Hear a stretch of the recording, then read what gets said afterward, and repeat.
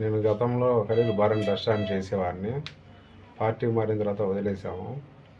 నేను గతంలో కొనుక్కున్నాను ఆ బారు. కానీ ఈరోజు గవర్నమెంట్ రాగానే బారు మాది అని అన్నారు. సరే తీసుకున్నాను. మళ్ళీ మా చేత ఎదురు డబ్బులు కట్టించారు. నా వాటా ప్రకారం 30 లక్షలు కట్టేశారు. కట్టించి అన్న నాకు ఆరోగ్యం బాగాలేదు వదిలిపెట్టండి అంటే వదిలిపెట్టారు.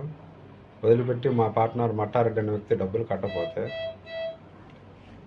కొన్నాళ్ళు ఆగి మళ్ళీ నల్లాటి సుబ్బారావు నా కూతురు పెళ్లి చేసుకోవాలని చెప్పి నన్ను తీసుకొచ్చి లోన్ వేసి మట్టారెడ్డి డబ్బులు కూడా నాతో కట్టించాడు.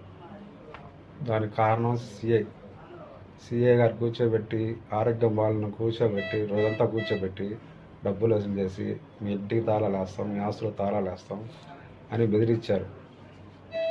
సిఐ ముందు వీళ్ళకి ఈ మాలనా కొడుకులది ఏముంది సంతకం పెడతారు సార్ పెట్టించుకుందాం అని 75 లక్షల రూపాయల చెక్కుకి నేను సంతకం పెట్టాలంట.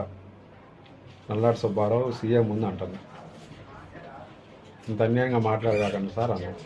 అంటే మేము అడిగాను చెప్పుకో, మేము పై చెప్పుకుంటే మాటలు మా దాటి అని సుబ్బారావు నన్ను గతంలో నడిచింది.